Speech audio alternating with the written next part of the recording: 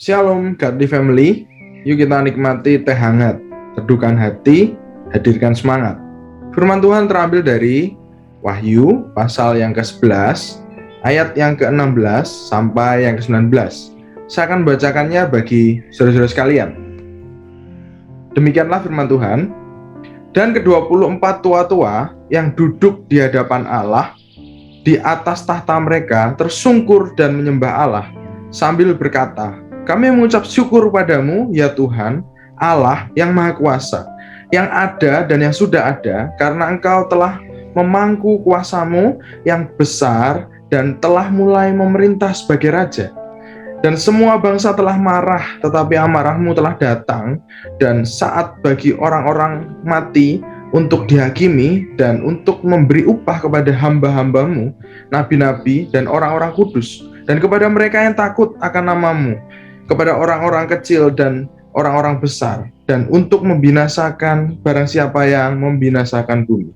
Maka terbukalah bait Allah yang di surga, dan kelihatanlah tabut perjanjiannya di dalam bait suci itu, dan terjadilah kilat dan deru guruh dan gempa bumi dan hujan es lebat." Demikian jauh bacaan firman Tuhan.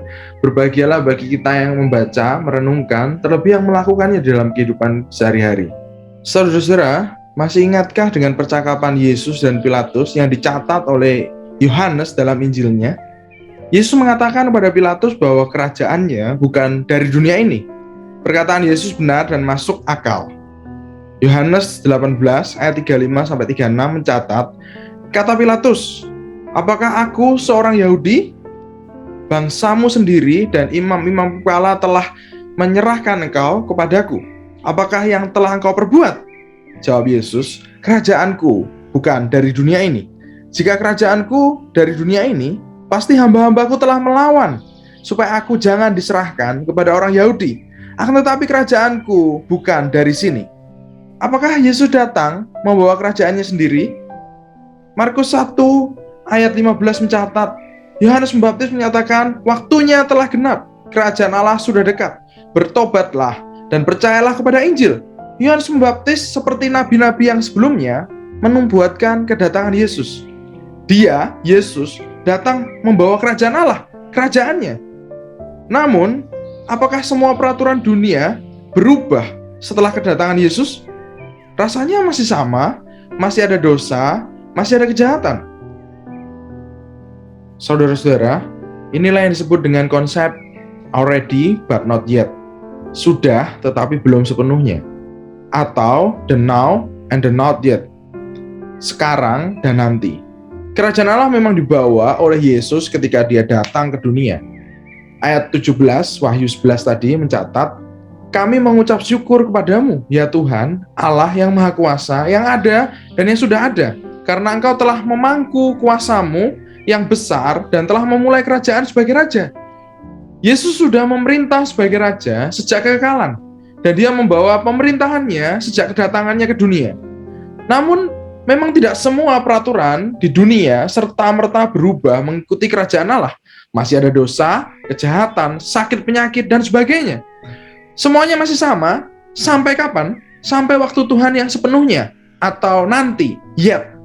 Ayat 19 di Wahyu 11 tadi menyatakan, "Maka terbukalah bait suci Allah yang di surga, dan kelihatanlah tabut perjanjiannya di dalam bait suci itu. Dan terjadilah kilat dan deru guruh dan gempa bumi dan hujan es lebat." Kalau begitu, apakah kita mulai mengikuti peraturan kerajaan Allah sekarang, sejak sekarang, atau nanti? Nanti saja setelah kerajaan Allah sepenuhnya datang. Tentu saja sejak sekarang. Sejak kita menerima Kristus, seharusnya kita sudah mengikuti peraturan kerajaan Allah dengan mengikuti teladannya. Seharusnya, sebagai seorang Kristen, kita semakin hari semakin serupa dengan Kristus. Keselamatan tidak berhenti sampai kematian dan kebangkitan Yesus yang menyelamatkan kita, tetapi berhenti sampai keserupaan dengan Dia, dengan Kristus, sekarang, di dunia, dan juga nanti di surga. Already but not yet. Sudah tetapi belum sepenuhnya. Atau the now and the not yet. Sekarang dan nanti. Maukah kita mengikuti peraturan kerajaan Allah dengan menjadi semakin serupa dengan Kristus? mulai dari sekarang di dunia sampai di surga nanti. Kiranya Roh Kudus menolong kita sekalian. Amin. Mari kita berdoa. Allah yang baik, kami bersyukur karena anugerah-Mu, terutama anugerah-Mu yang besar melalui Yesus Kristus, Putra-Mu itu, yang mau mati dan bangkit bagi kami. Kiranya Roh Kudus terus menolong kami untuk menjadi semakin serupa dengan Kristus, belajar mengikuti peraturan kerajaan surga sejak di dunia ini, sehingga kami siap ketika nanti kami harus ke surga. Nanti kami sudah mempersiapkan diri sejak di dunia ini. Terima kasih Tuhan, kiranya Engkau terus menyertai kami, sehingga kami dapat memuliakan Engkau mulai di dunia ini. Ini doa kami, Tuhan yang mendengarnya. Hanya di dalam nama Tuhan Yesus Kristus kami telah berdoa dan naikkan syukur. Amin. Tuhan Yesus memberkati saudara-saudara sekalian.